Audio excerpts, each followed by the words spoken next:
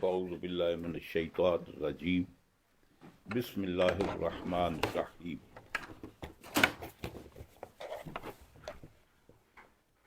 ومن ثمرات النخیل والعناب تتخذون منه سکرا صدق اللہ مولانا العظیم وصدق رسولہ النبی الامین الکریم ونحن علی ذلک من الشاہدین والشاکرین والحمد للہ رب العالمین۔ حمد و ثناء کے بعد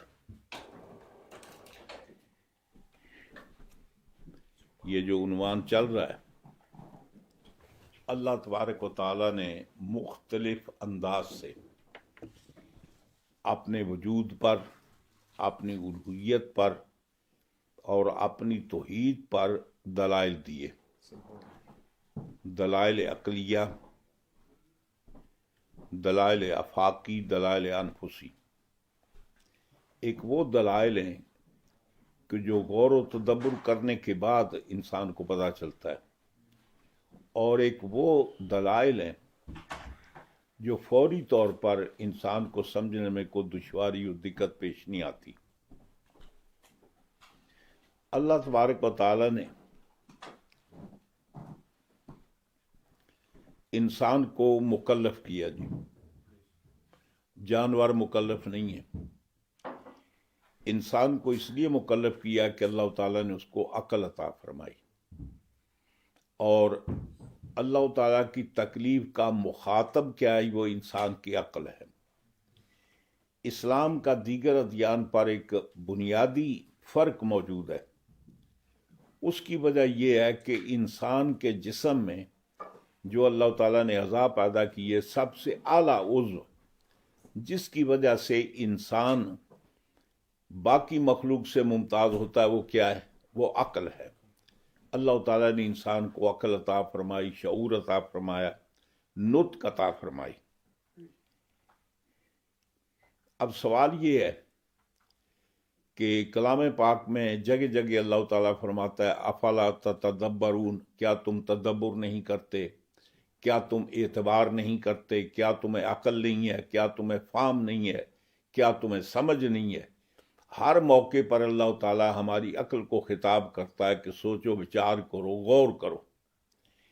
اس کا مطلب یہ ہے کہ اسلام کا باقی ادیان پر یہ امتیاز ہے کہ جتنے ادیان دنیا کے اندر ہمارے سامنے موجود ہیں، تقریباً سارے ادیان کے اندر انسان کے جسم کے اندر جو عضو معطل ہے وہ عقل ہے، جس کی وجہ سے اللہ تعالیٰ نے انسان کو شرف اور کمال عطا کیا۔ وہی انسان کا جزو اعلیٰ جو باقی حیوانات سے انسان کو ممتاز کرتا ہے، تمام مذاہب کے اندر وہ جزو معطل ہے، یعنی اس سے کام نہیں لیا جاتا، اور اسلام خطاب ہی عقل سے کرتا ہے۔ مثال کے طور پر آپ کہیں بھی جائیں، آپ ان لوگوں سے پوچھیں کہ جو دریاؤں کی پوجا کرتے ہیں، پتھروں کی پوجا کرتے ہیں، درختوں کی پوجا کرتے ہیں، شمس و قمر کی، ستاروں کی پوجا کرتے ہیں، اور اپنے ہاتھ سے آئیڈل بنا کر ان کی پوجا کرتے ہیں، جب ان سے آپ پوچھیں کہ آپ یہ بتائیں وہ چیز جو اپنے وجود میں آپ کی محتاج ہے، یعنی آپ یہ کرتے ہیں کہ میٹل کو پگھلا کر اس کو ایک شیپ دے کر اس کا بت بناتے ہیں، یا مٹی گوندھ کر مٹی کا بناتے ہیں، یا پلاسٹک کو ڈھال کر اس سے آپ وہ فرمے میں ڈال کر ایک بت کی شکل بناتے ہیں، یا کوئی درخت ہے تو اس کو کاٹ کر یہ کر کے نقشہ بنا کر مطلب ہے ایک شکل دے کر پھر اس کی پوجا کرتے ہیں، یا پتھر کو تراش کر آپ بناتے ہیں۔ اب سوال یہ پیدا ہوتا ہے جب ان سے پوچھیں کہ جس کو آپ نے اپنے ہاتھوں سے گھڑ کر بنایا، جو اپنے وجود میں آپ کا محتاج ہے، وہ آپ کا حاجت روا کیسے ہو سکتا ہے؟ وہ آپ کی ضرورت کیسے پوری کر سکتا ہے؟ وہ آپ کا مطلب یہ ہے کہ پیدا کرنے والا کیسے ہو سکتا ہے؟ آپ کا رب کیسے ہو سکتا ہے؟ تو جواب میں یہ کہتے ہیں کہ یہ قدرت کے راز ہیں، یہ صرف ماننے کے لیے، سمجھنے کے لیے نہیں ہے۔ کہتے ہیں کہ یہاں عقل کی کوئی دسترس نہیں ہے، آپ اپنی عقل کو گھر رکھ کر آئیں، یہ چیزیں ماننے کی ہیں، یہ مطلب ہے کہ عقل کے ساتھ ان کا کوئی تعلق نہیں۔ اچھا، عیسائیوں سے پوچھے آپ یہ بتائیں، آپ یہ ہمیں سمجھا دیں کہ جو اقنوم ثلاثہ کے قائل ہیں، یعنی اللہ تعالیٰ، روح القدس ہیں جی، اور عیسیٰ علیہ السلام، آپ کہتے ہیں کہ یہ تین مل کر خدا ہیں، اور پھر عیسیٰ علیہ السلام کو اللہ کا بیٹا کہتے ہیں۔ آپ یہ بتائیں کہ ہمیں یہ سمجھا دیں کہ یہ کیسے ہو سکتا ہے کہ تین ایک ہوں اور ایک تین ہو جائے؟ تین کل ہے، ایک اس کی جز ہے۔ اب ظاہر بات ہے کہ کل جز نہیں ہو سکتا، جز کل نہیں ہو سکتا۔ اسی طریقے سے یہ بات کہ جو بیٹا ہوتا ہے، بیٹے کی حیثیت اور باپ کی حیثیت ایک ہوتی ہے، تو اللہ تعالیٰ تو ان ساری باتوں سے پاک، مبرہ اور منزہ ہے۔ تو یہ آپ بتائیں کہ آپ عیسیٰ علیہ السلام کو اللہ کا بیٹا کیسے کہتے ہیں؟ اگر بیٹا کہتے ہیں تو دنیا کے اندر ایک مروج طریقہ ہے دنیا کے اندر اولاد کے ہونے کا، وہ تمام حیوانات کے اندر موجود ہے۔ آپ یہ بتائیں کہ عیسیٰ علیہ السلام اگر اللہ کے بیٹے ہیں تو پھر وہ دنیا میں کیسے تشریف لائے؟ اس کے جواب میں کہتے ہیں کہ یہ باتیں ماننے کی ہیں، سمجھنے کی نہیں ہیں۔ یہ قدرت کے راز ہیں، یہ آپ کی سمجھ میں نہیں آ سکتے، بس صرف یہ ہے کہ آپ اس کو مان لیں۔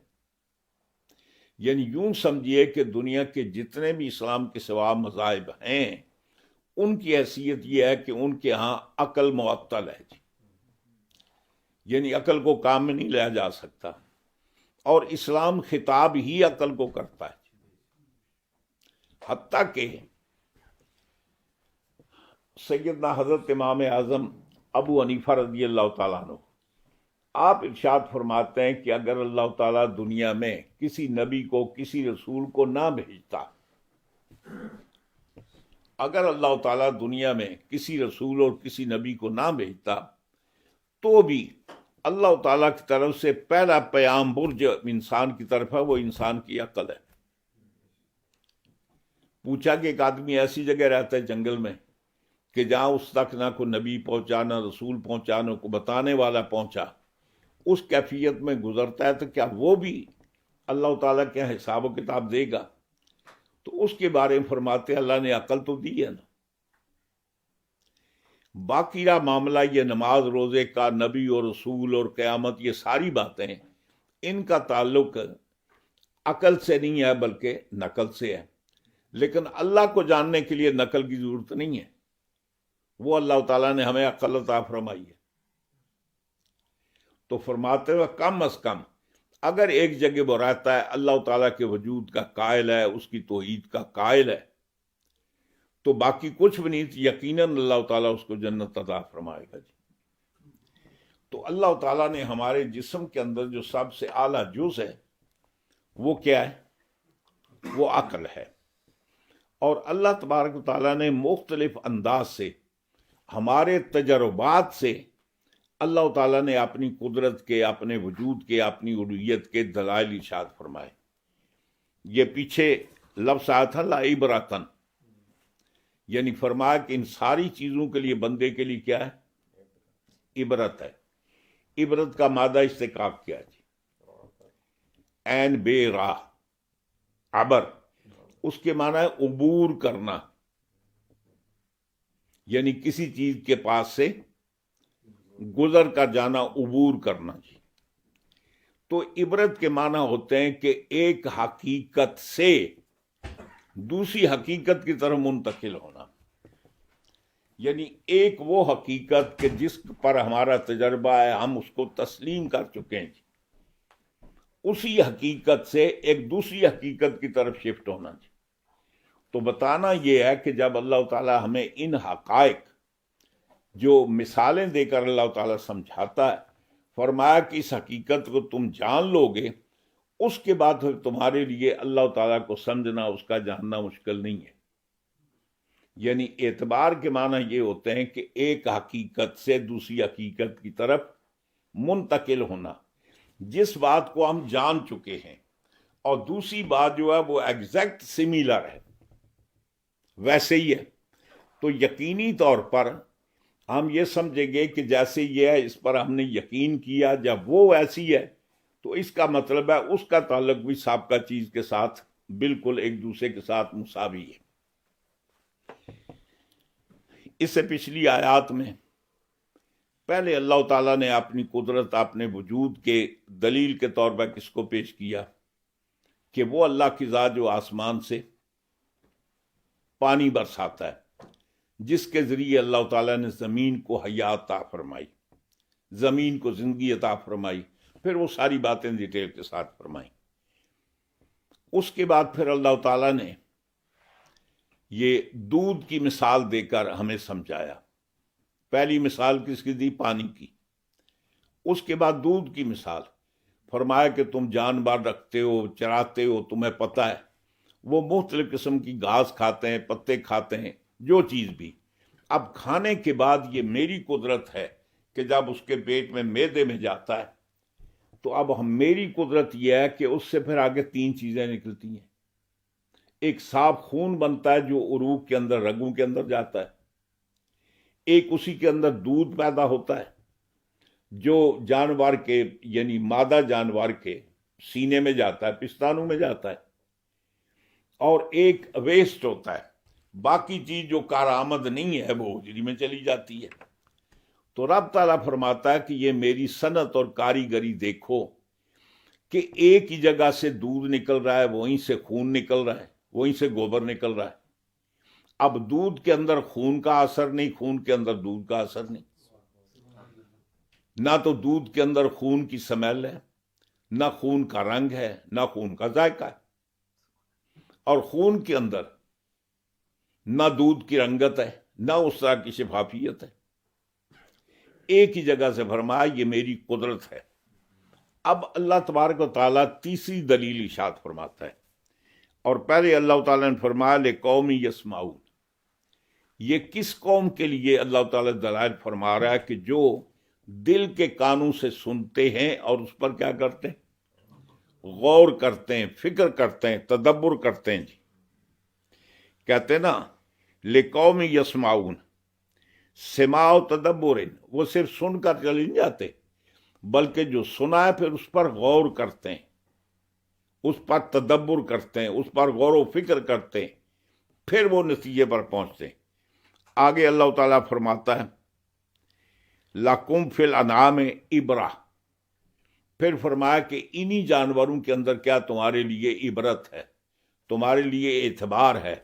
جب ایک حقیقت کو تم نے پا لیا، اب دوسری حقیقت تک پہنچنا تمہارے لیے کوئی مشکل کام نہیں ہے۔ اس کے بعد اللہ تعالیٰ ارشاد فرماتا ہے کہ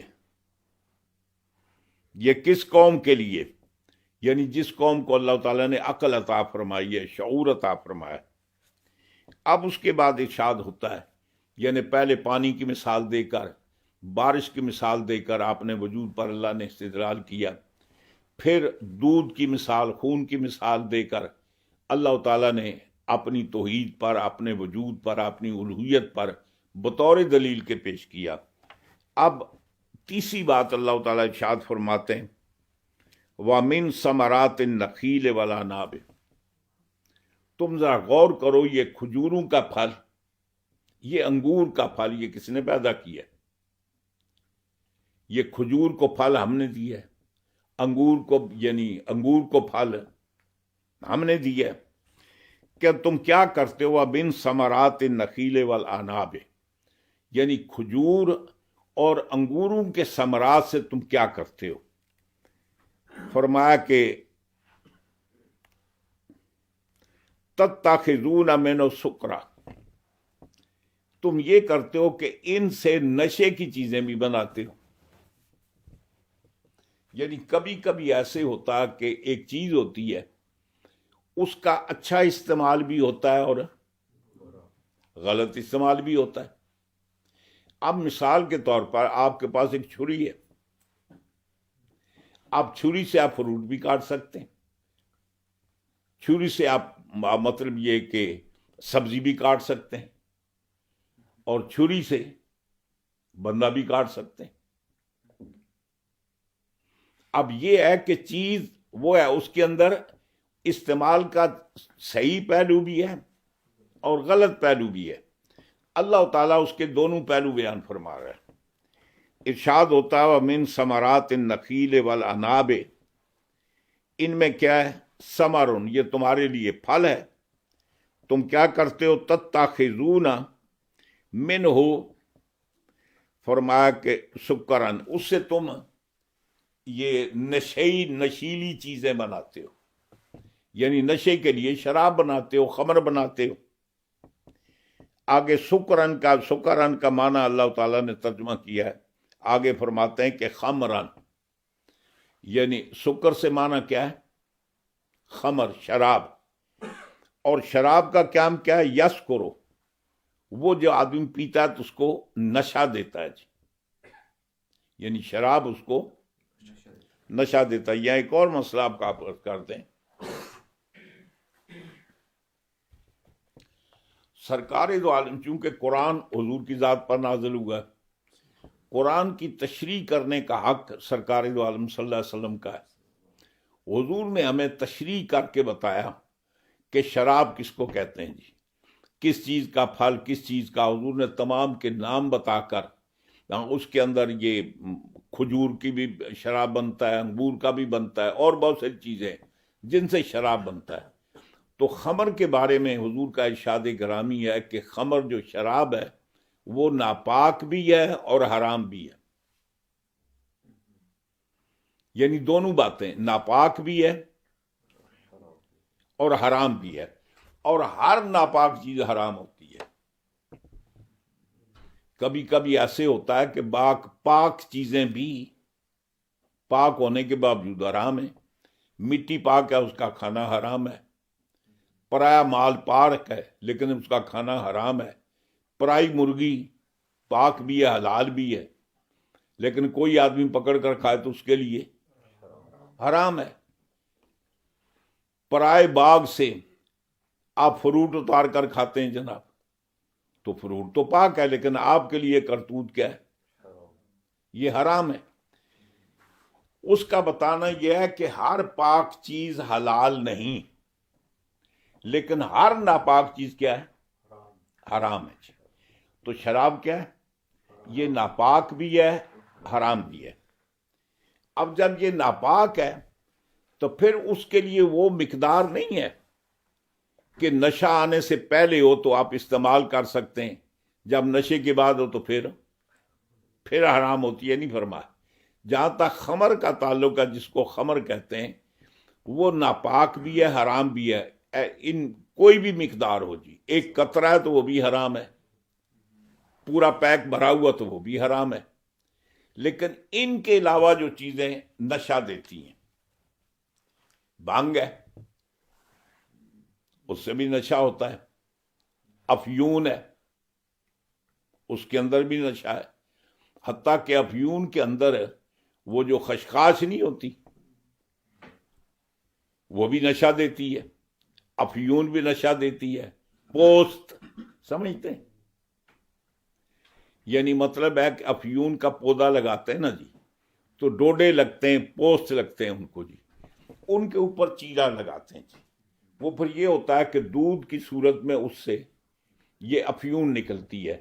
بعد میں پھر جا کر کسی چیز سے اس کو اوپر سے اتار لیتے ہیں، علادہ رکھتے ہیں جی. اب وہ جو پوست ہے وہ اس کے اندر بھی نشہ ہے، وہ جو خشخاش ہے اس کے اندر بھی نشہ ہے، اور افیون اس کے اندر بھی نشہ ہے. بھنگ پتہ کیا ہے؟ یہ خود رو ایک پودا ہے جی. جنگلوں وغیرہ میں بعض جگہ بے شمار یہ بھنگ اگتی ہے. ملنگ لوگ یہ کرتے ہیں کہ اس کو وہ پتے توڑ کر وہ گھوٹا لگا کر نا تو پھر اس کو پیتے ہیں. پھر اسی طریقے سے یہ ہیروئن آپ بنے، یہ ہیروئن ہے، کوکین ہے، یہ ساری چیزیں کیا ہیں؟ نشہ دیتی ہیں نا، لیکن ان میں کوئی چیز ناپاک نہیں ہے. بھنگ ناپاک نہیں ہے، افیون ناپاک نہیں ہے، خشخاش ناپاک نہیں ہے. یہ جو ہیروئن ہے، کوکین وغیرہ، یہ ناپاک نہیں ہے. جب ناپاک نہیں ہے، شراب تو ناپاک بھی ہے اور حرام بھی ہے.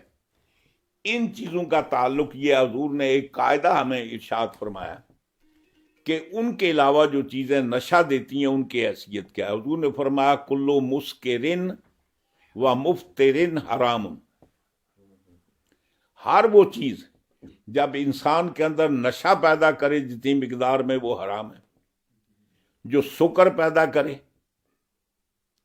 جو افطرا پیدا کرے. سکر کے معنی یہ ہوتے ہیں کہ آدمی نشہ فیل کرتا ہے جی، لیکن عقل اس کی کام کر رہی ہوتی ہے، اس معیار میں نہیں ہوتا کہ عقل سے بھی جائے جی. تو افطرا کے معنی ہوتے ہیں کہ عقل کمپلیٹلی، یعنی ہر وہ چیز جو آپ کے اندر سکر نشہ پیدا کرتی ہے یا افطرا پیدا کرتی ہے کہ آپ کا دماغ آؤٹ ہو جائے جی، تو وہ چیز کیا ہے؟ وہ حرام ہے. اب مثال کے طور پر ہمارے یہاں میڈیسن جتنی بھی دوائیں بنتی ہیں بیشتر کے اندر اوپیم افیون پڑتی ہے، اور بے شمار طبی علاج طبابت کے اندر کوئی بے شمار دوائیں ہیں جن کے اندر افیون پڑتی، خشخاش پڑتی، پوست پڑتی ہے. تو اگر یہ حرام ہو پھر تو دوائی کے اندر بھی آپ کو استعمال نہیں کر سکتے. یعنی مطلب ہے کہ ان چیزوں کو بطور دوا کے آپ استعمال کر سکتے ہیں اتنی مقدار میں جو نہ نشہ پیدا کرے نہ افطرا پیدا کرے جی. بھانگ نہیں ہے، ہمارے یہاں طب یونانی کے اندر بے شمار ہے جہاں یہ استعمال ہوتی ہے جی، دوائیوں کے اندر استعمال ہوتی. شراب کا حکم اور ہے، باقی جو نشے والی چیزیں ان کا حکم اور ہے جی. شراب نشہ پیدا کرے یا نہ کرے، وہ معمولی مقدار میں ہو، ایک قطرہ بھی ہو تو بھی وہ حرام ہے جی. باقی چیزیں جو نشہ پیدا کرتی ہیں ان کے لیے فارمولہ یہ ہے کہ کلو مسکرین و مفترین حرام. ہر وہ چیز جو نشہ پیدا کرتی ہے، افطرا پیدا کرتی ہے، فرمایا کہ وہ حرام. اب شراب کیا کرتا ہے؟ یہ شراب بھی سکر پیدا کرتی ہے، یس کرو، یہ بھی نشہ پیدا کرتی ہے. تو آگے وہ چونکہ یہ تفسیر ہے نا، ارشاد فرماتے سمیت بالمصدر، یہ خمرن جو ہے نا یہ اس کو بطور مصدر کے استعمال کیا جی. تو عام طور پہ یہ ہوتا ہے کہ مصدر کبھی مبنی للفاعل ہوتا ہے، کبھی مبنی للمفعول ہوتا ہے. تو ہے تو یہ مصدر جی، تو اب مبنی للفاعل ہو تو اس کا معنی یہ ہے کہ یہ نشہ لانے والی چیز جی، اور مبنی للمفعول ہو تو پھر اس کا معنی یہ ہے کہ نشہ لایا گیا جی. تو فرماتے ہیں کہ یہاں جو بیان کیا گیا لفظ یہ سکرن جو لفظ بیان کیا گیا کہ وہ نشہ لاتی ہے، یہ بطور مصدر کے ساتھ اس کا ذکر کیا گیا. معنی اس کا خمر کے ہیں. فرمایا کہ خمر کیا ہوتا ہے؟ یسکرو، یعنی یہ سکرن کا نا، تو سکرن اس چیز کو کہتے ہیں جو چیز انسان کے اندر نشہ پیدا کرتی ہے. یہ صاحب تفسیر یہ کہتے ہیں جی، یہ فرماتے ہیں کہ یہ آیت کے اندر جو اللہ تعالیٰ فرماتا ہے کہ وہ یہ کھجوروں کے پھل، انگوروں کے پھل کہ جن سے تم نشہ تیار کرتے ہو، جن سے تم شراب بناتے ہو، تو اللہ تعالیٰ بطور اس افادیت کے بیان کر رہا ہے کہ ہم نے وہ چیزیں پیدا کی ہیں جن کے اندر سے تم فلاں فلاں چیز بناتے ہو، تمہارا فائدہ ہے جی. تو سب سے پہلے اللہ تعالیٰ نے ذکر کس کا کیا؟ سکر کا.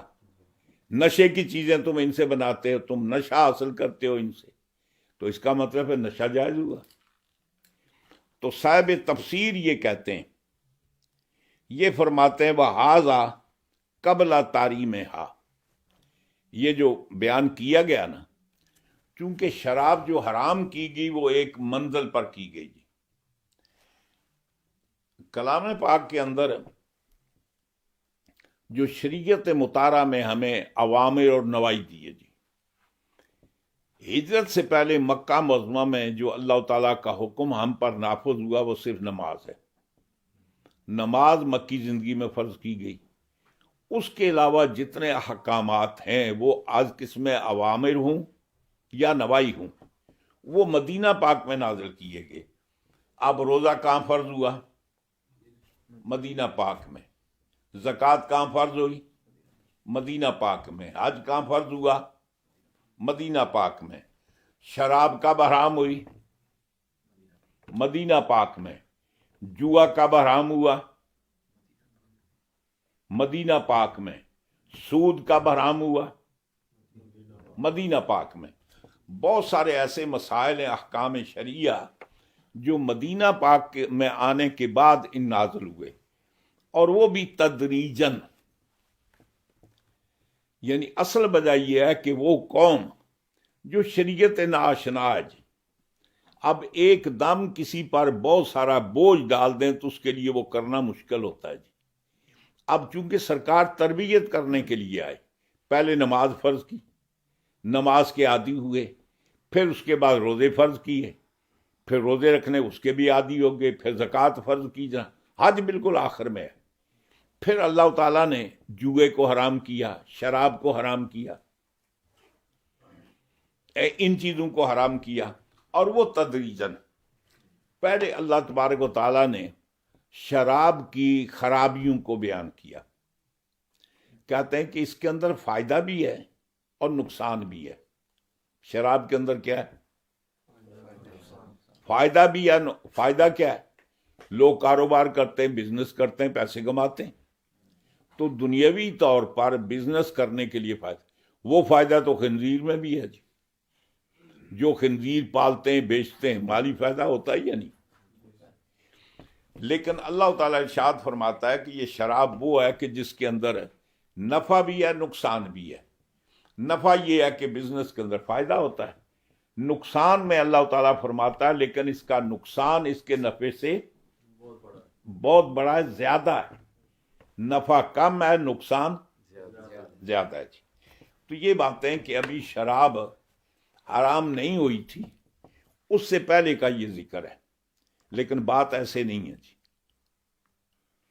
دوسری بات یہ ہے کہ اب ظاہر بات ہے کہ وہ قوم جنہوں نے پانی کبھی پیا ہی نہیں تھا، پانی کی جگہ بھی شراب پیتے تھے، اب پہلے شراب کی برائی بیان کی کہ یہ اس میں کوئی نفع بھی ہے لیکن نقصان اس کا نفع سے زیادہ ہے۔ ایک تو یہ ہے کہ لوگ جو بزنس کرتے ہیں نا تو ان کو اس میں منافع حاصل ہوتا ہے۔ دوسری بات یہ ہے کہ پیتے ہیں تو وقتی طور پہ وہ غم دکھ وغیرہ بھول جاتے ہیں، چونکہ عقل ہی جو کام نہیں کرتی جی۔ اب جانور بیچارے کو نفع نقصان سے کیا ہے جی؟ تو وہ آدمی اپنا اس میں فائدہ سمجھتے ہوئے تھوڑی دیر کے لیے ہم غم پریشانی کو بھول جاتے ہیں جی، لیکن اللہ تعالیٰ فرماتا ہے اس کا نقصان جو ہے نا وہ اس کے نفع سے زیادہ ہے۔ پھر دوسرا مرحلہ یہ آیا، مطلقاً شراب کو حرام نہیں کیا، اس کے بعد پھر اللہ تعالیٰ نے ایک قدغن لگائی۔ اللہ تعالیٰ ارشاد فرماتا ہے کہ لا تقربوا الصلاۃ وانتم سکارى۔ ابھی شراب حرام نہیں ہوئی نا، تو یہ فرمایا کہ یہ کرو کہ نمازوں کے اوقات میں شراب مت پیا کرو، اس لیے کہ جب تم نماز پڑھو گے، قرآن کی آیت پڑھو گے تو تمہیں تو پتہ ہی نہیں کہ تم کیا کہہ رہے ہو جی۔ تو کم از کم نمازوں کے اوقات میں یہ کرو کہ شراب مت پیو۔ اس کے بعد تیسرے مرحلے پر پھر اللہ تعالیٰ نے شراب کو حرام قرار دیا، فرمایا کہ یہ کیا ہے؟ رجس من عمل الشیطان، یہ رجس ہے، ناپاک ہے، اور یہ شیطان کا عالم ہے، کام ہے، فاجتنبوہ، اب اس سے اجتناب کرو۔ تیسرے مرحلے پر شراب کو حرام کر دیا گیا۔ اسی طریقے سے بالکل جب مکہ فتح ہو کر حضور مدینہ میں تشریف لائے اور آخری ایام میں جا کر سود کو حرام کیا گیا کہ آج کے بعد یہ سود کا لین دین حرام ہے. یعنی اللہ ترتیب شریعت مطہرہ نے چونکہ تربیت کرنی تھی نا، جس طریقے مثلا دیکھیں کہ بچے جب سکول میں پڑھنے جاتے ہیں ابتدا کہاں سے ہوتی ہے جی، بس چھوٹی موٹی ان کو فوٹو بتاتے ہیں، تصویریں، بھائی یہ گھوڑا ہے، یہ گدھا ہے، یہ بکری ہے، یہ مرغی ہے، یہ فلاں چیز ہے، کو کلر بتاتے ہیں، یہ مطلب کالا ہے، یہ سفید ہے، یہ نیلا ہے، یہ پیلا ہے. پھر اس کے اوپر الفابیٹ ان کو سکھاتے ہیں. جوں جوں وہ آگے پراگرس ہوتی ہے اس وقت ان پر سبجیکٹ کا اضافہ ہوتا جاتا ہے. تو سرکار دو عالم صلی اللہ علیہ وسلم بطور معلم کے تشریف لائے.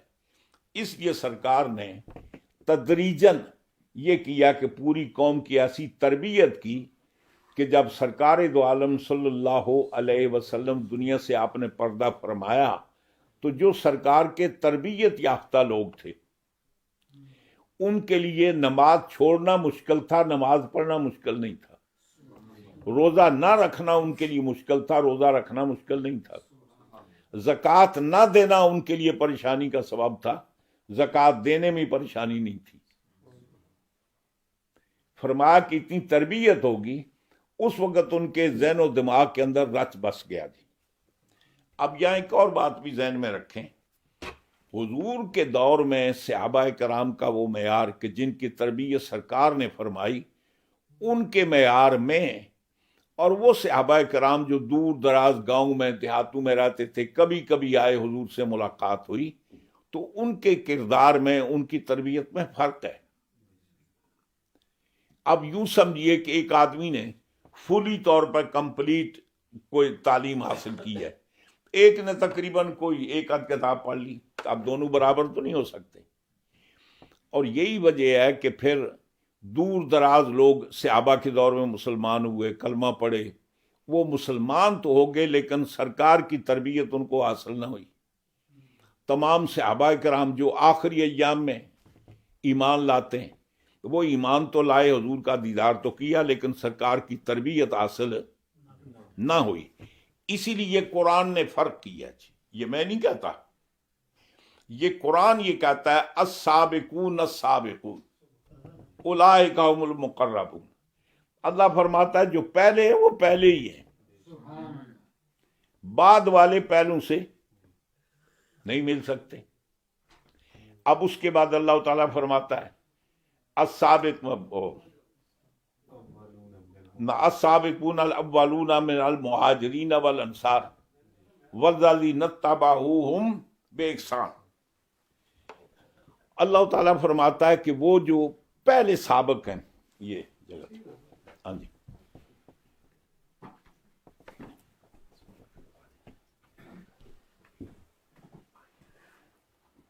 اللہ تعالیٰ ارشاد فرماتا ہے سابقون الاولون، وہ جو پہلے پہلے لوگ جنہوں نے سبقت کی ہے، اسلام لائے ہیں.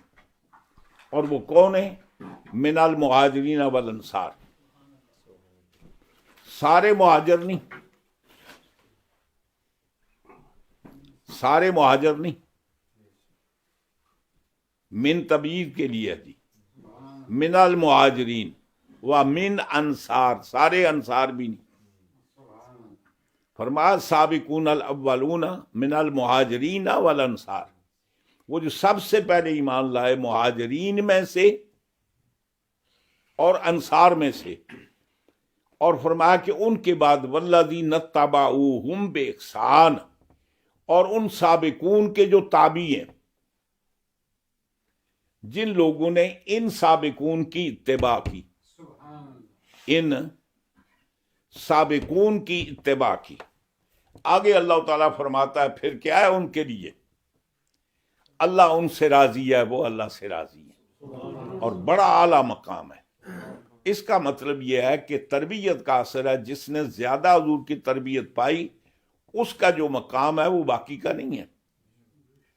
اب مثال کے طور پر دیکھیں کہ حضور نے عشرہ مبشرہ، آپ کو پتہ ہے نا جی، اب عشرہ مبشرہ 10 صحابہ ہیں، 10 کے 10 کون ہیں؟ مہاجر ہیں، کوئی انصاری نہیں ہے. 10 के 10 कौन है?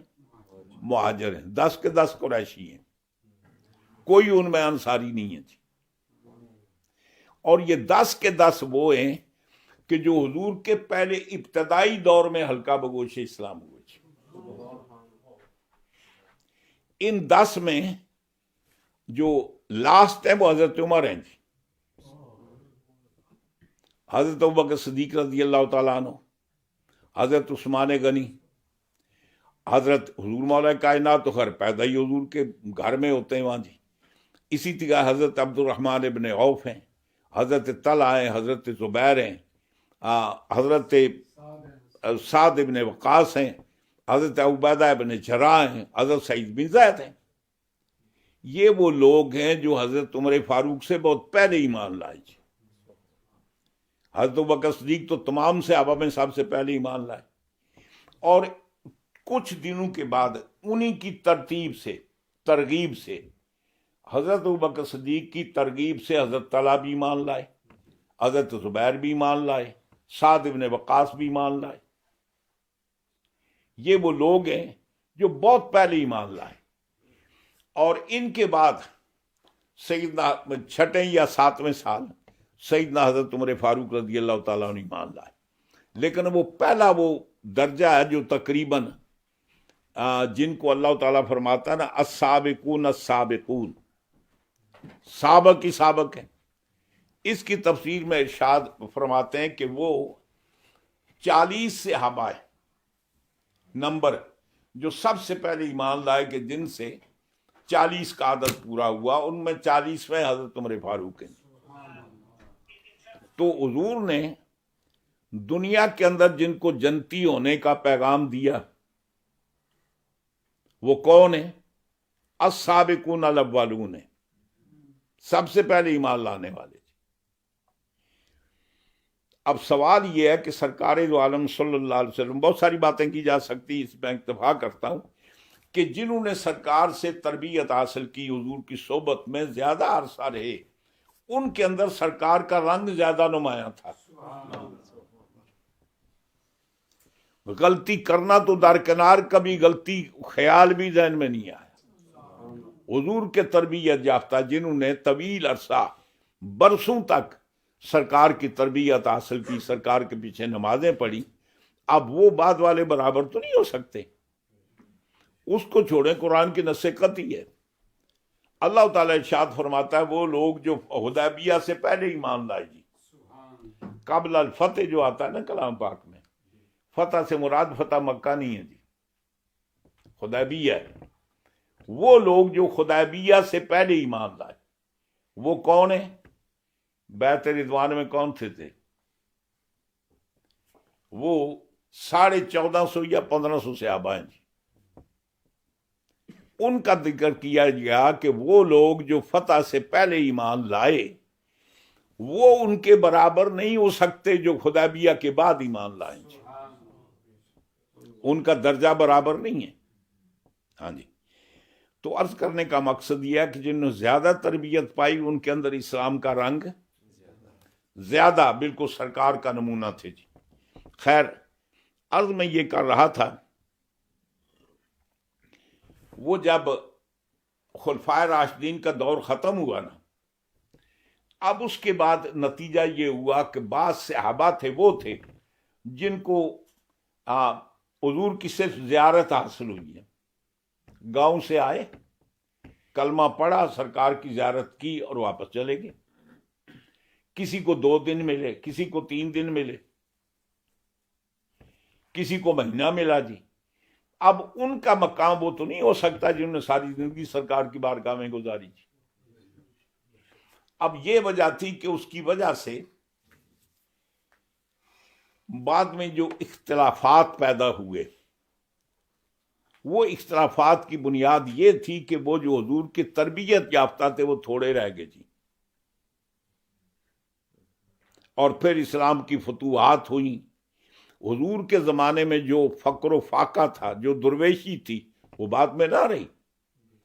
खुलफाए राशिदीन के दौर में फतूहात होती हैं, बेपनाह जनाब माल गनीमत आता है, जनाब मालो मता की रेल पेल है। फिर वो मकाम नहीं था جو حضور کے دور کے اندر تھا جی. بہرحال عرض یہ کر رہا تھا کہ حضور نے تربیت کی جی یکے بعد دیگر، یک مشت وہ ساری پابندیاں ان پر عائد نہیں کی. میں وہ زادوشی پڑھیے.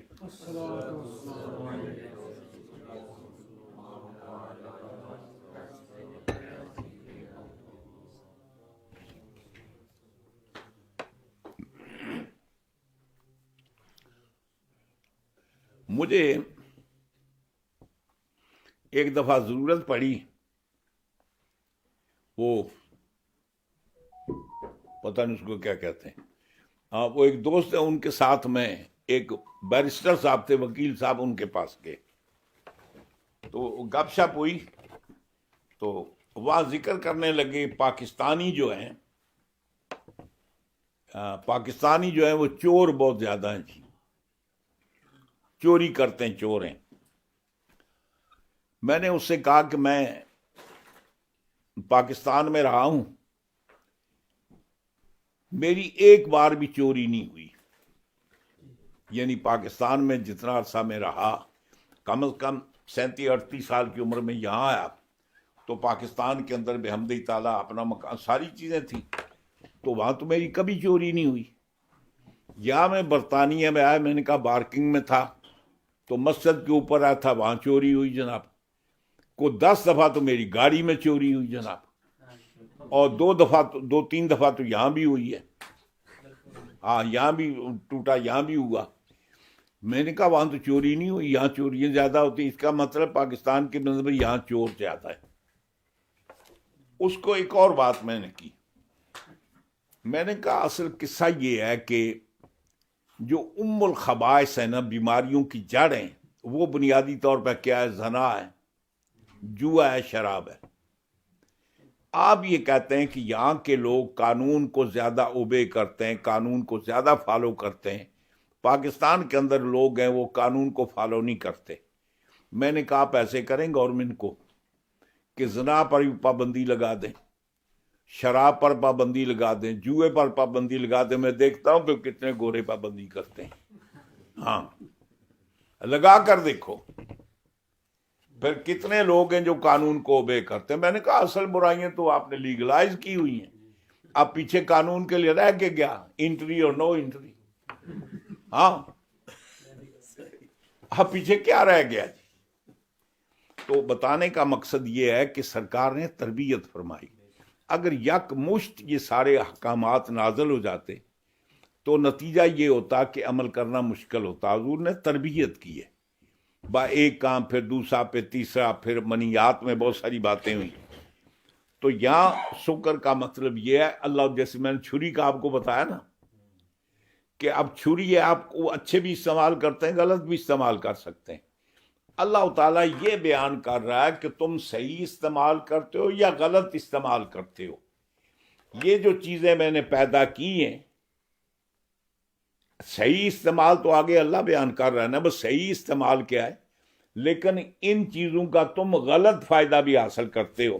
جیسے اللہ تعالیٰ فرماتا ہے وَمِن ثَمَرَاتِ النَّخِيلِ وَالْأَعْنَابِ، یہ نخیل کہتے ہیں کھجور کو. فرمایا کہ کھجوریں اور انگور تم کیا کرتے ہو؟ تَتَّخِذُونَ مِنْهُ، اس سے تم بناتے ہو. فرمایا کہ سکران جی، اس سے تم نشے والی چیزیں بھی بناتے ہو. یہ اللہ تعالیٰ وہ بیان کر رہا ہے جو وہ یوز کرتے ہیں جی. آگے اللہ تعالیٰ فرماتا ہے کہ اصل ان کا مقصد کیا ہے؟ وَرِزْقًا حَسَنًا، اور یہ بہترین قسم کا تمہارے لیے غذا ہے، تمہارے لیے یہ رزق ہے، اللہ تعالیٰ کا عطیہ ہے جی. اور وہ اللہ رزق کے حسن کیا ہے، اللہ کا عطیہ کیا ہے؟ فرمایا کہ کالتمر والزبیب والخل والدبس، فرمایا کہ جس طریقے سے آپ پھل بھی کھاتے ہیں، ان کے یہ کھجوریں کھاتے ہیں، یہ بھی رزق حسن ہے. زبیب ہے، یہ ہم تازہ، یعنی مطلب یہ ہے کہ منقع، سابگی نہیں جس کو کہتے ہیں میوہ، وہ انگوروں کا بنتا ہے نا، تو زبیب کہتے ہیں منقے کو. تم یہ کرتے ہو کہ تازے انگور بھی کھاتے ہو اور سکھا کر ہاں اس کا تم میوہ بھی بناتے ہو، منقع بھی بناتے ہو، اور اسی طریقے سے چھہارے بھی کھاتے ہو اور تازہ رطب، تازہ کھجور بھی. اور آگے ارشاد فرمایا والخلے، اور تم سرکہ بھی بناتے ہو. یعنی انہی چیزوں کا، انگور کا بھی سرکہ بنتا ہے، کھجور کا بھی سرکہ بنتا ہے، بہت ساری چیزوں کا. تم اس کے لیے سرکہ بھی بناتے ہو، تمہارے لیے مفید ہے. اور ویسے بھی حضور کا ارشاد فرماتے ہیں جس دسترخوان میں سرکہ نہیں نا، وہ دسترخوان ہی کسی کام کا نہیں. سرکہ آپ سلاد بنائیں اس کے اندر یوز کریں، کو دال وال کو سبزی اس کے اندر ڈالیں، وہ ہضم ہوتا ہے، ہضم کرتا ہے. تو اللہ تعالیٰ فرماتا ہے یہ بھی تمہاری نعمت ہے، والخل سرکہ. اور آگے فرما کے والدبس، اور اس کا شیرہ. یہ جو فروٹ آپ کیا کرتے ہیں جی، جوس نہیں نکالتے. فرمایا کہ تمہارے لیے میں نے پیدا کیا، تم غور کرو کہ کتنی چیزیں تم اس سے بناتے ہو. ایک تو یہ ہے نا مجموعی طور پر مسلمان یا کافر جو بھی ہیں اس کے اندر وہ جائز ہو یا ناجائز ہو، لیکن اس سے تمہارے کاروبار کے لیے، بزنس کے لیے بننے والی ایک چیز کیا ہے؟ شراب بھی ہے. اور اس کے علاوہ فرمایا کہ یہ رزق حسن بھی ہے. اور یہاں شراب کا ذکر نہیں کیا جی، وہ پیچھے ذکر اس کا ہے. آگے فرمایا کتمارے، جیسے کہ کھجوریں تم کھاتے ہو، وہ زبیب منقع، والخل سرکہ، اور دبا سے، اور شیرہ. یعنی تم ایسے کرتے ہو کہ ان کو نچوڑ کر ان کا شیرہ بنا کر وہ بھی تم استعمال کرتے ہو. اور فرمایا کہ ان ساری چیزوں میں کیا ہے؟ انا فی ذالک، یہ جس کا ہم نے ذکر کیا نا، ان چیزوں کے اندر المذکور جن کا یہ ذکر ہوا ہے، کیا ہے؟ لآیتن، یہ نشانیاں ہیں کس پر؟ علی قدرت ہی تعالی، اللہ تعالیٰ کی قدرت پر. یہ نشانی اللہ کے سوا کون کر سکتا ہے؟ اللہ تعالیٰ فرماتا ہے یہ تمہارے لیے ہم نے آسمان سے بارش نازل کی جس سے مردہ زمین کو زندگی عطا فرمائی، جس سے تمہارے لیے رزق پیدا ہوتا ہے، ساری چیزیں. پھر فرمایا کہ ہم نے تمہارے لیے دودھ پیدا کیا تمہاری ضرورت کے لیے. پھر آگے ارشاد فرمایا کہ تمہارے لیے ہم نے یہ پھل پیدا کیے جن سے تو اپنا رزق حاصل کرتے ہو. اور یہاں ایک اور بات بھی بتا دوں آپ کو، یہاں اللہ تعالیٰ نے کس کا ذکر کیا؟ دو چیزوں کا، نخیل اور عناب، یعنی کھجور اور انگور. عربی زبان کے اندر یہ جو پھل نہیں ہوتے ان کے دو نام ہیں، ایک ثمر، ایک فواکہ. یہ جو پھل نہیں ہوتے جی اس کو ثمر بھی کہتے ہیں، ایک فواکہ ہوتا ہے. دونوں کے اندر فرق کیا ہے جی؟ ثمر کے اندر لذت ہوتی، غذائیت نہیں ہوتی. فواکہ ان پھلوں کو کہتے ہیں کہ جو روٹی کے متبادل ہوتے ہیں، جن کے اندر غذائیت ہوتی ہے. اور سب سے زیادہ غذائیت انگور کے اندر ہے اور کھجور کے اندر ہے. آپ باقی جتنے فروٹ کھا لیں وہ روٹی کے متبادل نہیں ہیں. کھجوریں چند کھا لیں آپ کا پیٹ بھر جائے گا، انگور کھا لیں آپ کا پیٹ بھر جائے گا. یہاں ان کا ذکر کیا کہ جن کے اندر غذائیت بھی ہے، ٹیسٹ بھی ہے اور غذائیت بھی ہے. ثمر اس کو کہتے ہیں کہ جن کے اندر ٹیسٹ ہے اور بہت سارے فائدے. یعنی اللہ تعالیٰ نے کوئی چیز ابس تو پیدا نہیں کی جی. جتنی اللہ نے فروٹ پیدا کیے ہیں، طرح طرح کے ان کے اندر وٹامنز موجود ہیں اور طرح طرح کی بیماریوں، تکلیفوں کا ان کے اندر علاج موجود ہے. یہ کرنے والا تو اللہ کی ذات ہے. اور یہاں ایک اور بات بھی آپ کو بتا دوں، مؤثر حقیقی اللہ جی. ہر چیز کے اندر جو تاثیر ہے نا وہ اللہ نے رکھی ہے. اب یہ ہے کہ چونکہ اللہ نے ہمیں عقل دی ہے، ہمیں شعور دی ہے، ہمیں غور و فکر کا ملکہ دیا ہے، ہمیں تدبر کرنے کا اللہ تعالیٰ نے وہ فراست عطا فرمائی ہے. اس لیے ہم ہر چیز کے اندر تحقیق کرتے ہیں، سرچ کرتے ہیں، ریسرچ کرتے ہیں جناب. اور یہ معلوم کرتے ہیں کہ اس کے اندر کیا فائدہ ہے جی۔ اب مثال کے طور پر یہ ہمارے ڈاکٹر صاحب ہیں جناب عاصم ساجد صاحب، بحمدی تعالیٰ انہوں نے کیمسٹری کے اندر پی ایچ ڈی کی ہے۔ تو کیمسٹ جو ہے وہ کیا ہے جی؟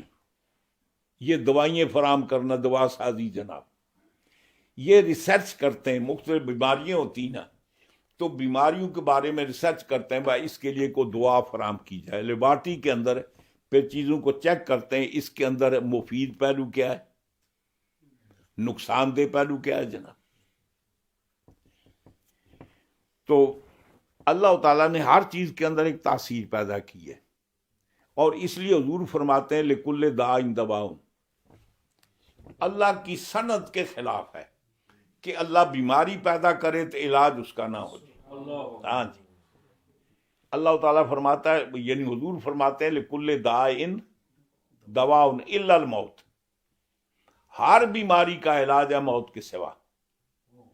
اس لیے کہ موت تو اللہ تعالیٰ کا تعالی فیصلہ ہے نا جی، وہ تو اذا جاء اجلهم لا یستأخرون ساعۃ ولا یستقدمون، وہ تو ہر بندے نے اپنے وقت پر جانا ہے۔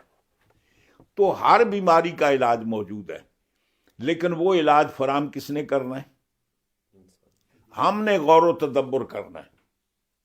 اور یہی وجہ ہے کہ شروع زمانے سے لے کر اب تک آج دن بیماریوں کا بھی اضافہ ہوتا ہے، نئی نئی بیماریاں بھی پیدا ہوتی ہیں، اور اس کے لیے پھر اللہ نے انسان کو عقل عطا فرمائی ہے، لکل فن رجال، پھر اس سبجیکٹ کے لوگ ہوتے ہیں، اس کے لیے بھی دعائیں بھی فراہم کرتے ہیں، ریسرچ کرتے ہیں۔ تو اللہ تعالیٰ نے دعائیں جو رکھی دو چیزیں، نباتات کے اندر اور جمادات کے اندر۔ زمین کے اندر، یا جو زمین کے اندر دبی ہوئی چیز ہے، یا زمین سے جو نکلتی ہے جناب، یہ بہت ساری دعائیں وغیرہ نہیں، یہ وہ کلمی شورا اور ہڑتال، پتہ نہیں کتنی اور ساری چیزیں جو زمین کے اندر ہیں۔ یہ سونا زمین کے اندر ہے، لوہا زمین کے اندر ہے، فولاد زمین کے اندر ہے، چاندی زمین کے اندر ہے، تانبا زمین کے اندر ہے۔ ان سب کی دعائیں بنتی ہیں جی۔ سونے کا کشتہ بنتا ہے، چاندی کا کشتہ بنتا ہے، فولاد کا کشتہ بنتا ہے، تانبے کا کشتہ بنتا ہے، مختلف بیماریوں کے لیے۔ تو مطلب یہ ہے کہ اللہ تبارک و تعالیٰ نے کوئی چیز بیکار پیدا نہیں کی، ہر چیز کے اندر کوئی نہ کوئی اللہ تعالیٰ نے تاثیر رکھی ہے جی۔ تو اللہ تعالیٰ ارشاد فرماتا ہے کہ تم غور کرو ان چیزوں پر۔ تو یہ کیا چیز ہے؟ لآیۃن علی قدرت تعالیٰ، یہ ساری چیزیں اللہ تعالیٰ کی قدرت پر، اس کی طاقت پر، اس کی بے مثلیت پر، یہ ساری چیزیں دلالت کرتی ہیں۔ لیکن کس کے لیے؟ لقوم یعقلون، اس قوم کے لیے جو عقل رکھتی ہو، عقل کو کام میں لائے، غور و تدبر کرے، سوچ و بچار کرے، یتدبرون۔ اب اس کے بعد ایک اور نعمت کا ذکر اللہ کر رہا ہے۔ پہلے ذکر کیا آسمان سے پانی نازل کیا، اس کے فوائد بتائیں۔ پھر اللہ تعالیٰ فرماتا ہے تمہارے لیے غذا کے طور پر ہم نے دودھ کا بندوبست کیا۔ پتہ دودھ ہم نے کہاں سے نکالا اور کیسے نکالا، اس کو بیان کیا۔ اس کے بعد پھر اللہ تعالیٰ فرماتا ہے کہ یہ جو میں نے تمہارے لیے غلہ اگایا نا، غلے کے علاوہ ہم نے تمہاری لذت کے لیے، ٹیسٹ کے لیے، اب گندم ہم کھاتے ہیں پیٹ بھرنے کے لیے، مکئی کی روٹیاں کھاتے ہیں پیٹ بھرنے کے لیے، باجرہ کھاتے ہیں پیٹ بھرنے کے لیے، جوار کھاتے ہیں پیٹ بھرنے کے لیے، جو کھاتے ہیں پیٹ بھرنے کے لیے، چاول کھاتے ہیں پیٹ بھرنے کے لیے۔ ان کے اندر ہم ضرورت کے لیے ان کو استعمال کرتے ہیں، ان کے اندر اتنا اعلیٰ ٹیسٹ نہیں ہے کہ بندہ اس کی طرف راغب ہو۔ وہ بھوک ہوگی تو راغب ہو، وہ تو ضرورت ہے نا جی، غذا ہے۔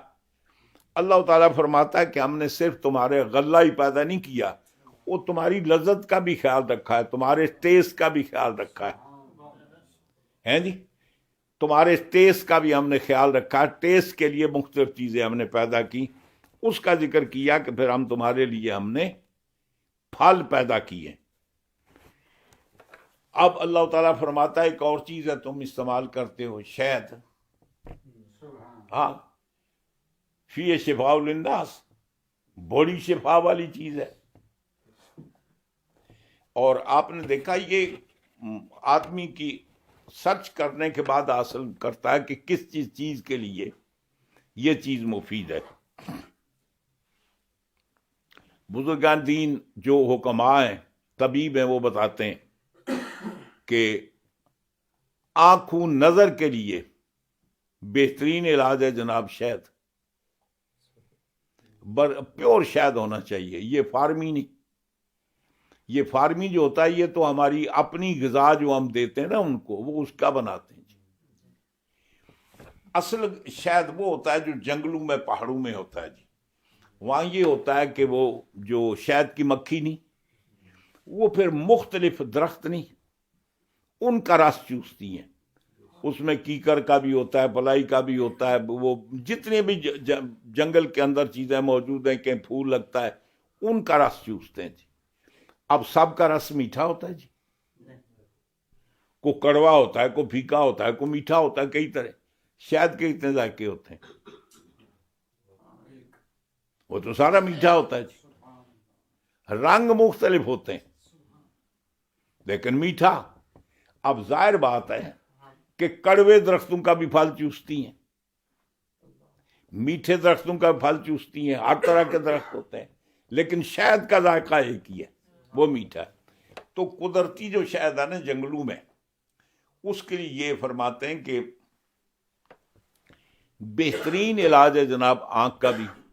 رات کو سونے سے پہلے سلائی میں ڈال کر، پہلے درد ہوگا، ایک ایک سلائی ڈال کر سو جائیں، صبح اٹھیں جناب آپ کا گلا بھی، اس میں بھی شہد کا ذائقہ آئے گا جناب۔ صبح اٹھیں جناب، اٹھ کر چہرہ دھوئیں تو سارا دن آنکھیں برف کی طرح ٹھنڈی رہتی ہیں، بڑی محسوس کرتی ہیں۔ اسی طریقے سے اور بے شمار علاج ہے۔ یہ شہد اینٹی سیپٹک بھی ہے جی۔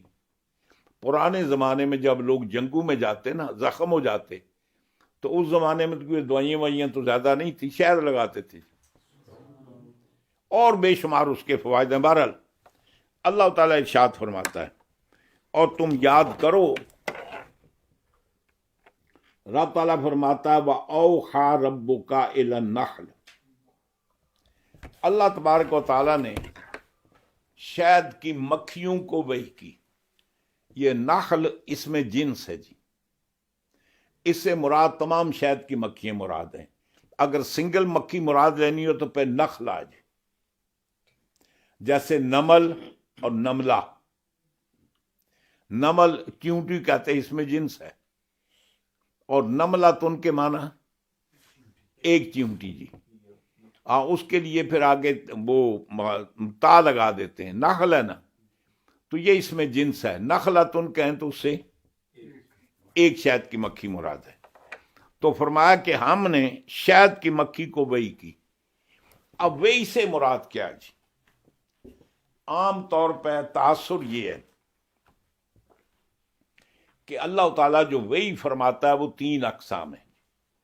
ایک تو وحی وہ ہے جس کو وحی جلی کہتے ہیں، جو اللہ تعالیٰ انبیاء کرام پر بذریعہ فرشتے کے اللہ تعالیٰ اپنا پیغام بھیجتا ہے۔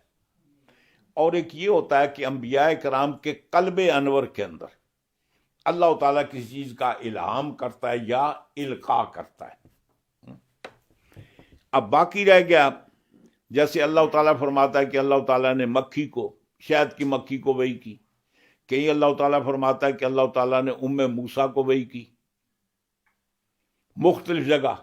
تو اب ظاہر بات ہے کہ ان کا نبوت تو نہیں ہے۔ وحی کے معنی یہ ہے کہ اللہ تعالیٰ نے اس کی فطرت میں رکھا، نیچر میں، مؤثر حقیقی اللہ کی ذات ہے نا، اللہ تعالیٰ نے اس کی نیچر کے اندر، فطرت کے اندر بعض چیزیں رکھی ہیں جس طریقے سے جانور نہیں ہیں۔ اب ہر جانور کے اندر یہ شعور موجود ہے جی، جہد للبقاء۔ جانوروں کو جب بھوک لگتی ہے تو احساس ہوتا ہے جی، پیاس لگتی احساس ہوتا ہے جی، جب کو خطرے کی بات آئے تو ڈرتے بھی اپنی جان کا بچاؤ کرتے ہیں۔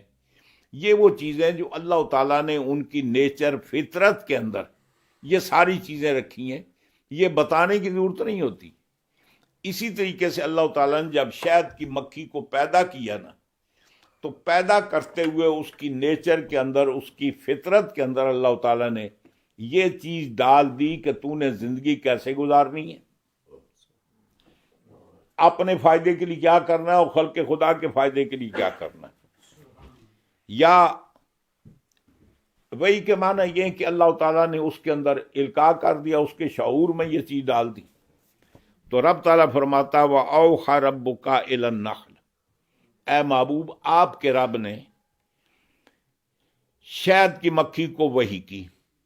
یہاں علامہ جلال الدین سیوطی فرماتے وحی و الہام، وحی سے مراد یہ ہے کہ الہام اس کے قلب کے اندر، اس کے اندر اللہ تعالیٰ نے یہ چیز ڈال دی۔ اور الہام کے معنی یہ بھی ہو سکتے ہیں کہ اللہ تعالیٰ نے اس کی نیچر کے اندر، اس کی فطرت کے اندر یہ چیز ودیت کر دی۔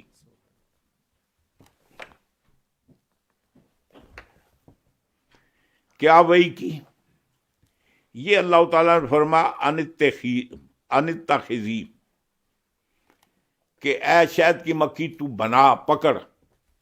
یہ ان جو ہے یہ تفسیریہ ہے جی، یعنی آپ کسی چیز کی ڈیٹیل بیان کرتے ہیں نا، تو ڈیٹیل بیان کرنے کے لیے عربی کے اندر بہت سارے الفاظ آتے ہیں، جو شروع میں آئے تو اس کا معنی یہ ہوتا ہے کہ اس لفظ سے پچھلے معنی کی گئی ڈیٹیل بیان کی جا رہی ہے، تو یہ ان تفسیریہ جی۔ تو فرماتے ہیں مفسرہ او مصدریہ، ان یا تفسیر کے لیے ہے، یعنی آگے اس جو اللہ تعالیٰ نے وحی کی نا، وحی کیا کی، یعنی اللہ تعالیٰ نے جو شہد کی مکھی کو اعلام کیا، وہ کیا اعلام کیا جی، اس کا ذکر ہو رہا، اس کی ڈیٹیل بیان ہو رہی ہے۔ یا ان مصدریہ معنی یہ ہے کہ اللہ تعالیٰ کا وحی کرنا ہے جی۔ اللہ تعالیٰ نے فرمایا کہ اے وحی، اے مکھی تو بنا لے۔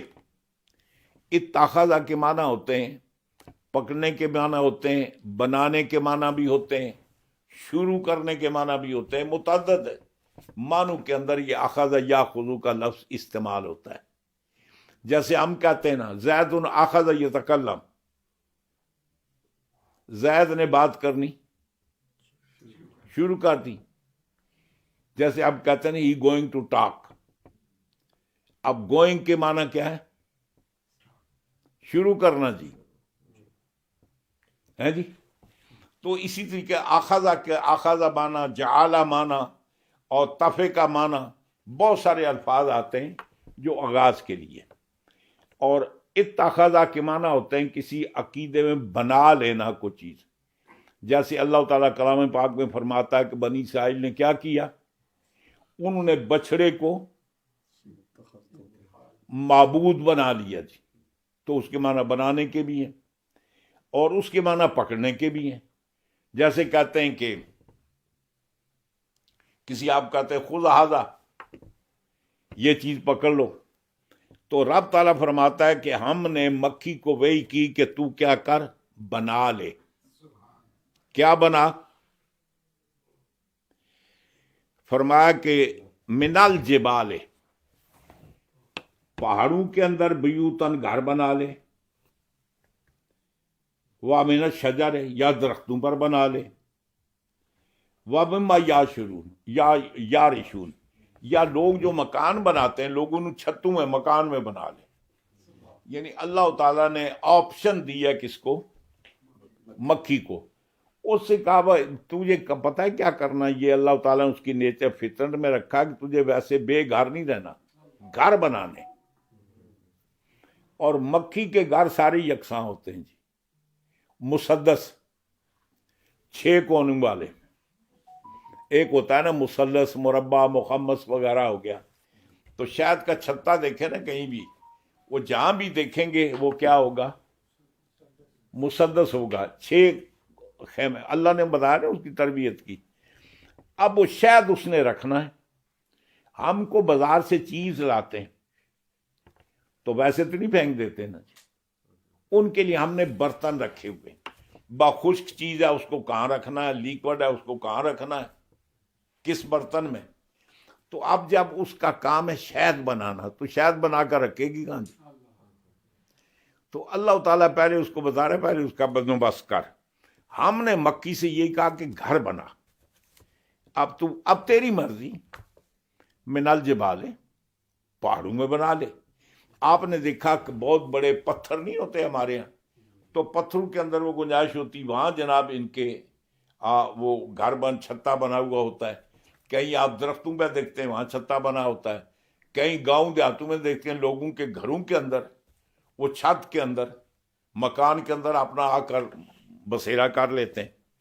تو رب تعالیٰ فرماتا ہے کہ اے شہد کی مکھی تو بنا لے، تعمیر کر لے. کیا؟ پہاڑوں کے اندر اپنے گھر بنا لے، یا درختوں کے اوپر بنا لیں، یا لوگ جو گھر بناتے ہیں لوگ مکان ہیں ان مکانوں کے اندر بنا لیں. یا من جو ہے وہ بیانیہ تبعیضیہ نہیں ہے، یا تبعیضیہ بھی ہو سکتا ہے. ہاں جی. تو ارشاد فرمایا کہ للجبال بیوتن تاوینا الیہا، یعنی اس کے اندر تو اپنی پناہ لینا جی، اس کے اندر پناہ لے، اپنے گھر بنا لے. وَمِنَ الشَّجَرِ بیوتن، یا تو یہ کر کے درختوں کے اندر اپنے گھر بنا لے. وَمِمَّا یَعْرِشُونَ، یا لوگ جہاں مکان بناتے جا رہتے وہاں کر لے اپنا کام. اَيَّ النَّاسِ، اچھا یہ بھی انون علاقہ میں نہ کے نہیں، وہ جو مکان بناتے ہیں نا ان کے اندر، یا یہ بھی ہو سکتا ہے کہ جو لوگ یہ فارمی شہد ہوتی تو لوگ کیا کرتے ہیں کہ شہد کی مکھیوں کے لیے گھر بناتے ہیں، وہاں شہد کی مکھی لاتے ہیں، پھر ان کو بنایا گھر مل جاتا ہے جناب، وہاں کام کرتے ہیں. لیکن جگہ وہ ہوتی، گھر وہ اپنے سٹائل کا بناتے ہیں، وہ ایک ہی ہے، وہ مسدس. اب اس کے اندر کیا کرتے ہیں کہ مختلف درخت، مختلف پودے، ان کا جا کر رس چوسا، رس چوسنے کے بعد آ کر وہ اس کے اندر وہ جمع کرتی ہیں. اب وہ رس کڑوا بھی ہوتا ہے جو بھی ہوتا ہے، اس کے اندر آ کر جو گھر نہیں بنے ہوئے اس کے اندر آ کر وہ ان کو شہد کو وہ ڈالتی ہیں. شہد کیا ہوتا ہے؟ بعض کہتے ہیں نا وہ جو شہد کی مکھی یہ کرتی کہ وہ بیگ یہ اس سے نہیں الٹی کرتی ہے، منہ سے وہ جو لاتی نا تو منہ سے نکالتی ہے، منہ سے نکال کر وہ وہاں رکھتی ہے.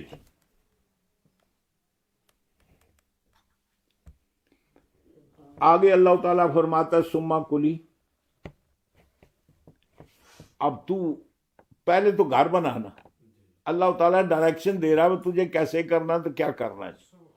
اللہ تعالیٰ نے شہد کی مکھی کو وہی کی، تو ایسے کر گھر بنا. کہاں بنا؟ پہاڑوں میں بنا لے، درختوں میں بنا لے، لا لوگوں کے گھروں میں بنا لے، یا لوگ جو تیرے لیے بناتے ہیں وہاں اپنا ڈیرا جما لے. اچھا پھر کیا کر؟ فرمایا سما کلی من کل الثمرات، پھر تم ایسے کر کے ہر طرح کے پھل کھاؤ، چاہے وہ کڑوے ہوں، پھیکے ہوں، میٹھے ہوں، جو بھی ذائقہ ہو، ہر طرح کے پھل کھا. اور پھل کھانے کے بعد پھر کیا کر؟ فصل کی، پھر داخل ہو جا، یعنی پھل کھا اور پھر اپنے گھروں میں داخل ہو جا اور وہاں اس کو رکھ دی. اور کیا کر؟ فرمایا کہ فصل کی سبلا ربی کا، ان راستوں پر چل جو اللہ نے تیرے لیے راستے متعین کیے، یعنی اللہ نے تمہیں جو ڈائریکشن دی نا، تربیت، ان راستوں پر تجھے کرنا ہے. درختوں سے وہ لانا ہے، پھر اس طریقے سے تم نے اس کو محفوظ کرنا ہے. پہلے گھر بنانے، اس کے اندر تو شہد کو محفوظ کرنا جی. سبولا یہ جمع سبیل کی، سبیل کے معنی ہوتا ہے طریقے کے، راستے کے جی. فرمایا تورو کا فی طلب المرا، یعنی پھر تو وہ سبزی ہریالی تلاش کرنے کے لیے تو راستے بنا. اور ایک اور آپ کو بات بتاؤں، شہد کی مکھی کتنے بھی دور جائے نا اپنے ٹھکانے کو بھولتی نہیں ہے. اللہ تعالیٰ نے اس کو وہ قوت یاداشت دی ہے نا، یہ کبھی راستہ نہیں بھولتی، کبھی بہکتی نہیں ہے. اور ہمارے ہاں وہ دادو جی پڑھیے.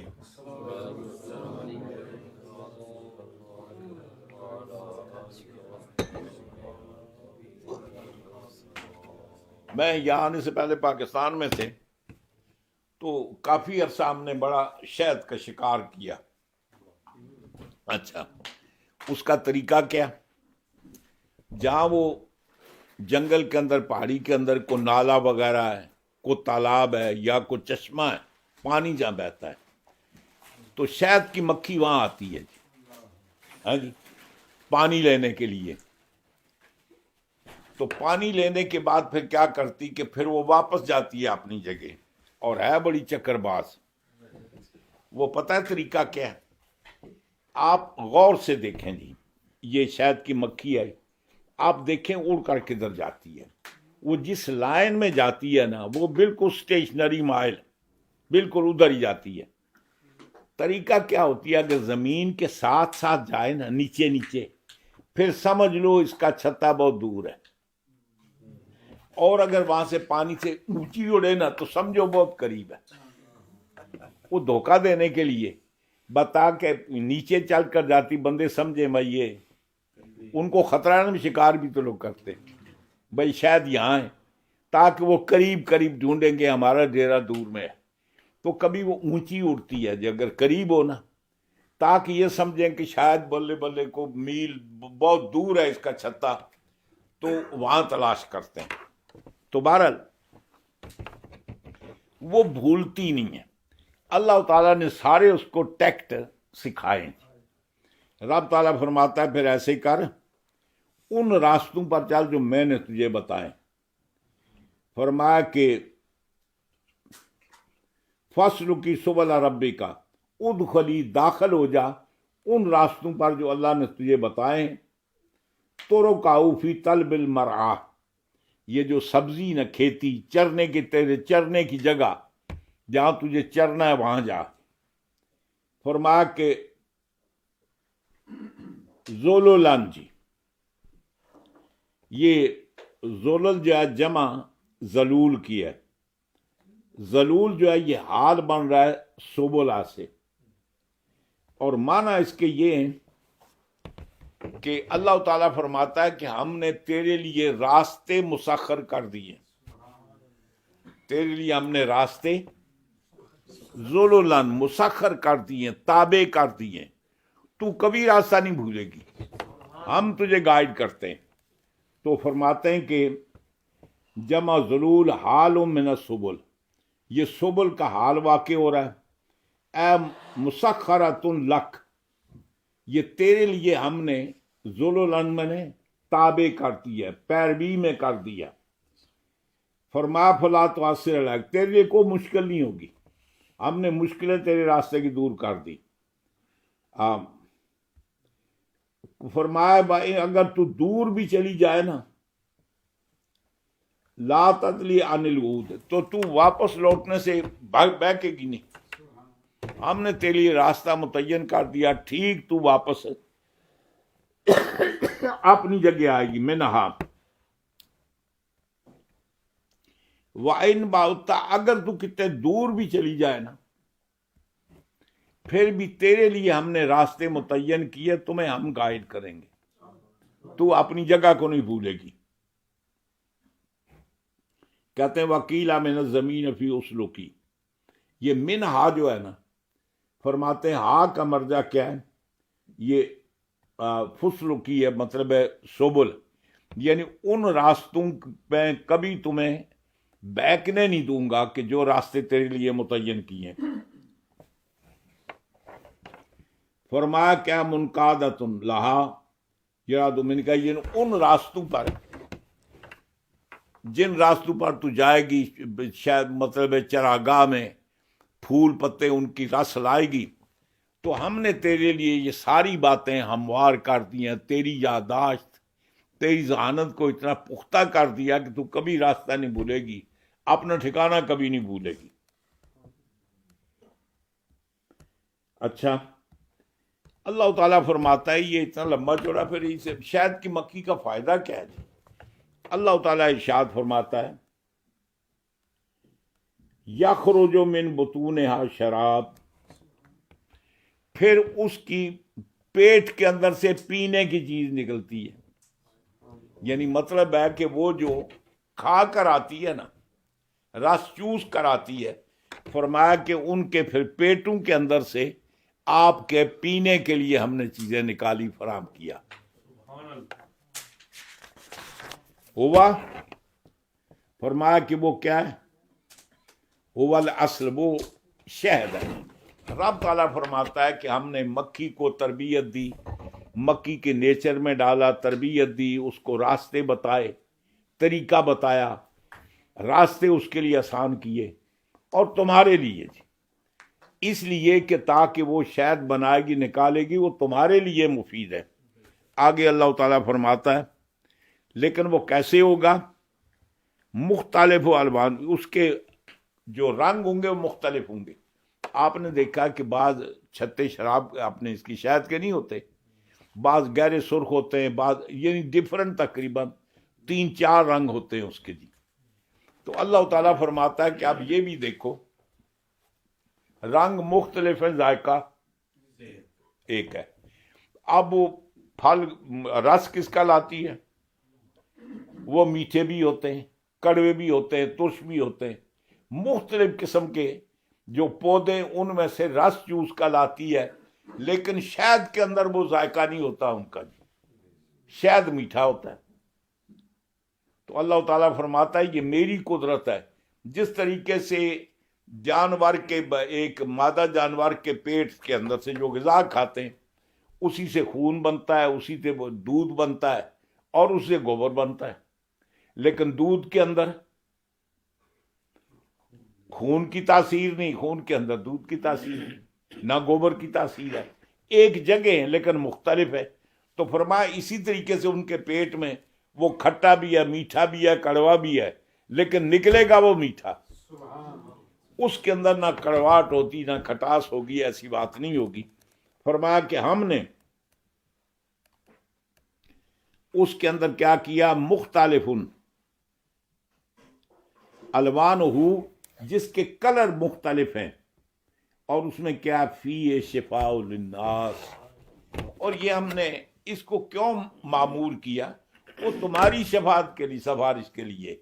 بہت ساری بیماریاں کہ جن کا علاج ہم نے شہد کے اندر رکھا ہے، اور شہد کی مکھی کی ڈیوٹی لگائی کہ وہ مختلف قسم کے پودوں کا رس چوستی ہے، اور وہ ایک چیز کا رس کسی ایک بیماری کا علاج ہے، دوسری کا رس کسی دوسری بیماری کا علاج ہے، تیسری چیز کا رس کسی تیسری بیماری کا علاج ہے۔ تو مختلف قسم کے لا کر، جس طریقے سے یہ کیمسٹ دوا نہیں بناتے، اس کے انگریڈینٹس وغیرہ بہت ساری چیزیں پڑتی ہیں نا، بہت ساری چیزیں پڑتی ہیں، مجموعہ بنا کر وہ دعا ہوتی ہے، وہ ڈفرنٹ بیماریوں کے لیے مفید ہوتی ہیں۔ جیسے ہمارے یہاں طبیب لوگ نہیں دوائیاں بناتے، وہ بھی نسخے کے اندر کو 10 چیزیں ہوتی ہیں، 12 ہوتی ہیں، البتہ اتنا فرق ہے، ہمارے یہاں جو طبیب ہے نا وہ مجتہد ہے، ڈاکٹر مجتہد نہیں ہے۔ یہ جو کیمسٹ دعا نہیں بناتے، یا ڈاکٹر کے بس کی بات نہیں ہے، ڈاکٹر چونکہ خود دعا نہیں بناتے نا، بنی ان کو ملتی ہے، وہ آگے مریض کو دیتے ہیں۔ اب ایک مریض وہ ہے کہ شوگر کا بھی مریض ہے، بلڈ پریشر کا بھی مریض ہے، اور پتہ نہیں کتنی اس کے اندر مرضیں ہیں جناب۔ اب ڈاکٹر دوائی دیتے ہیں، اب وہ دوائی جو ہے ایٹ اے ٹائم ایک مرض کے لیے چیز کے لیے مفید ہے، لیکن دوسری چیز کے لیے اس کا سائیڈ افیکٹ ہے جناب، وہ دوسری کے لیے نقصان دہ، ڈاکٹر کچھ کر نہیں سکتے جی، ان کو وہی دوائی دینی پڑتی ہے جو پیچھے سے آتی ہے۔ ہمارے ہاں جو طبیب لوگ ہیں یہ مجتہد ہیں جی، وہ دیکھا نا کہ اس کا نسخہ ہے، اس کے اندر 10 چیزیں پڑتی ہیں، جس بندے کو دعا دینی ہے وہ فلاں بھی بیماری ہے، فلاں بیماری ہے، تو نسخے کے اندر سے وہ چیز وہ نکال دیتے ہیں جو ان میں کسی چیز کے لیے نقصان دہ ہوتی ہے۔ مثلا یہ اس کی شوگر کے لیے نقصان دہ ہے، وہ نکال دی، یہ اس کے بلڈ پریشر کے نقصان دہ، وہ نکال دی، باقی رکھی جناب۔ تو اس لیے ان کے اندر سائیڈ افیکٹ نہیں ہوتا جی، وہ مضر اثرات جو ہے ان کو نکال دیتے ہیں، لیکن ڈاکٹروں کے بس کی بات نہیں ہے، وہ تو نہیں نکالتے جی، وہ نکال نہیں سکتے۔ تو مکھی، وہ جو شہد کی مکھی ہے، وہ پتہ کیا کرتی ہے، وہ پھر مختلف پودوں کے رس لاتی ہے، وہ مختلف بیماریوں کا علاج ہے۔ تو اللہ تعالیٰ مطلقاً فرماتا ہے، فرمایا فی شفاء للناس، یعنی شاید وہ ہے کہ جو تمام لوگوں کے لیے اس کے شفا ہے۔ فرمایا کہ شفا کیا، من الاوجاع، یعنی بعض جگہ یہ ہے کہ دردوں پر بھی یہ کام دیتی ہے۔ کیلا لبعضھا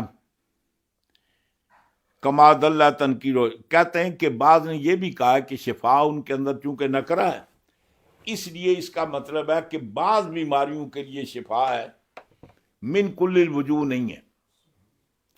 تو چونکہ نکرہ بیان کیا، لبعضھا کما دل علیہ تنکیر و شفا ان کے اندر نکرہ، اس لیے اس سے پتہ چلتا ہے کہ ساری بیماریوں کے لیے نہیں، کچھ بیماریوں کے لیے یہ شفا ہے۔ اول کلھا، یا اس کا معنی یہ بھی ہے کہ اللہ تعالیٰ کلام پاک میں فرماتا ہے کہ ہر بیماری کے لیے اس کے اندر شفا ہے۔ فرمایا بے ضمیمۃ الی غیر یقول ویدونھا بینۃ وقد امر من استظہر، آپ فرماتے ہیں کہ اس کے اندر بہت ساری چیزیں ملی ہیں مختلف بیماریوں کے لیے، اس کی دعا ہے۔ وقد امر بہ، اور حضور نے ایک آدمی کو حکم دیا کہ جس کو پیچس لگے ہوئے تھے۔ میں ایک حدیث بیان کرنے کے بعد ختم کرتا ہوں، وقت ہو گیا کافی۔ وہ فرماتے ہیں کہ اس کا یہ بھی کام ہے، من اس طالع کا علیہ بطن و رواہ شیخین، یہ حدیث اپنے بخاری مسلم کے اندر ہے۔ یعنی ایک وہ صحابی تھے کہ جن کو پیچس لگے ہوئے تھے، لوز موشن جناب، تو وہ حضور کے پاس تشریف لائے، تو حضور اکرم صلی اللہ علیہ وسلم نے فرمایا کہ اس کے بھائی کو، وہ پوری حدیث ہے یہاں کہیں، ہاں شاید دو جی،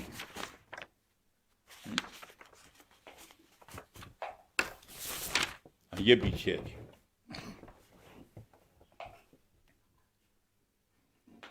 حضور اکرم صلی اللہ علیہ وسلم کی بارگاہ میں ایک صحابی حاضر ہوئے، یعنی بخاری مسلم دونوں نے روایت کیا، ابو سعید خدری رضی اللہ عنہ روایت کرتے ہیں، جاء رجل الی النبی، ایک آدمی حضور کی بارگاہ میں ہوا، فقالا، اور وہ عرض کرتا ہے، یا رسول اللہ انا اخی اس تطلق بطنہ، یعنی ان کا پیٹ جو ہے وہ لوز موشن، مطلب ہے اس کو پیچس لگے ہوئے۔ فقال رسول اللہ صلی اللہ علیہ وسلم، حضور نے فرمایا، فسقہ اصلا، اس کو شہد پلا۔ فسقاؤ، اس نے جا کر شہد پلایا۔ ثم جا، پھر حضور کی بارگاہ میں آیا، فقال، عرض کرتا ہے، انی سقیت اصلا، میں نے تو اپنے بھائی کو شہد پلایا ہے۔ فلم یزدہ الا استراقا، اس میں تو اور زیادہ کام بگڑ گیا جی، ہے جی، اور زیادہ پیچس آنے شروع ہو گئے۔ فقال لہ، تو حضور نے اس کو 3 بار کہا، یعنی فرمایا کہ شہد پلا دی۔ ثم جا، یعنی 3 بار حضور نے اس کو فرمایا نا، ایک بار آیا تو حضور نے فرمایا جا شہد پلا، دوبارہ کے پھر پلایا، پھر واپس آ کر یا رسول اللہ تو کم زیادہ ہو گیا، حضور نے فرمایا اور شہد پلا جی۔ تیسری بار پھر شہد اس نے پلایا، پھر واپس آیا، کہنے لگا وہ تو کوئی فائدہ نہیں جناب، وہ تو اور معاملہ بگڑ گیا۔ پھر فرماتے ثم جا رابعہ، پھر وہ 4تھی مرتبہ آیا جی، حضور نے فرمایا فسقہ اصلا، اس کو شہد پلا۔ فقال سقیتہ، اس نے کہا یا رسول اللہ، نے تو بہت پلایا اس کو، فلم یزد الا استطلاقا، وہ اسے تو اور مطلب ہے اس کا وہ پیٹ اور زیادہ خراب ہو رہا ہے۔ فقال رسول اللہ، حضور نے فرمایا صدق اللہ، اللہ نے سچ فرمایا، وَقَاذِبَ بَطْنُ أَخِيكَ، تیرے بھائی کا پیٹ جھوٹ بولتا ہے۔ ہاں جی، اللہ تعالیٰ نے سچ فرمایا ہے، تیرے بھائی کا جو پیٹ ہے نا